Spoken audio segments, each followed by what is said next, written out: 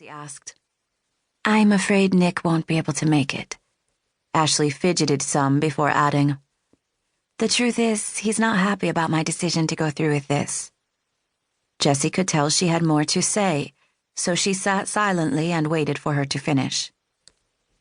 As we discussed, Dakota, our newborn daughter, was abducted 7 years ago. What I didn't mention to you on the phone is that since that time we've been lucky enough to have twin boys. They're lovely and they keep me busy. She smiled. That's an understatement. I can imagine, Jessie said.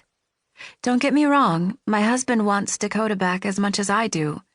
Our hearts were broken when she was taken, but he believes if I never stop looking for her, I'll be taking something away from the boys. Jessie's chest tightened. Her heart went out to the woman, but in cases like this, it wasn't up to her to take sides or push her clients in one direction or another. Maybe you and your husband should spend more time thinking about what's best for both of you. I'm happy to return your deposit and we can— No. Just like that, Ashley's expression changed from complacent to unwavering. Jessie lifted a questioning brow. No? No. I want to do this. I need to do this. That's why I'm here. I'm ready to move forward. I have to know what happened to my daughter.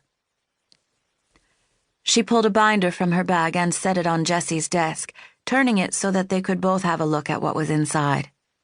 She flipped the pages slowly, giving Jessie a glimpse into her world at the time Dakota was born.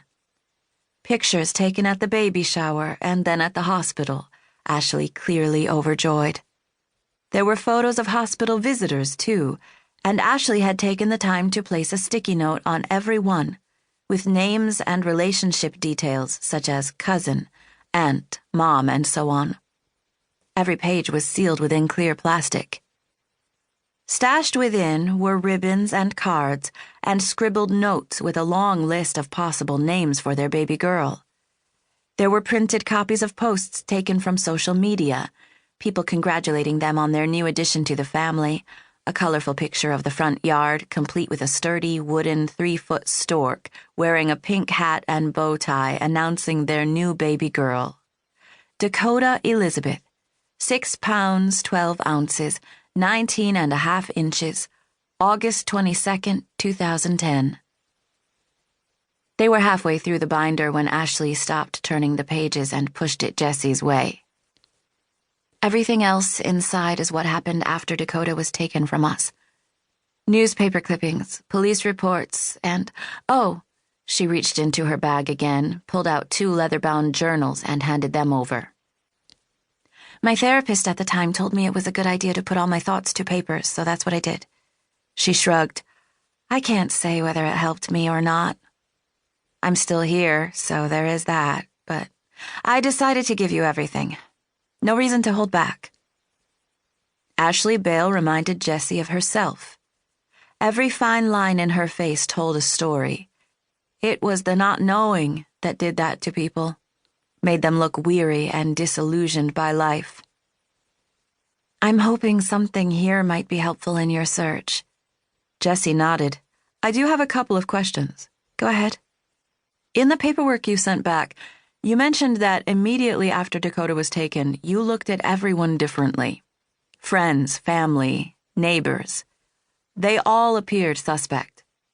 Looking back now, was there anyone in particular who stood out? Ashley cleared her throat.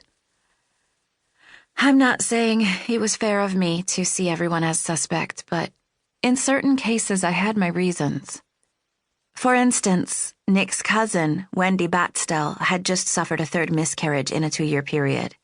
She wasn't married, but she wanted a baby more than anything in the world. I always felt sorry for her. Did she live around here? For a while. But she was having problems and moved away. She's sort of the black sheep of the family, and Nick doesn't like to talk about her. Ashley smiled nervously. Of course, it would have been difficult for Wendy to pass Dakota off as hers, but still, the thought ran through my mind. Ashley rubbed the back of her neck. There was also a nurse. Her name was Sue.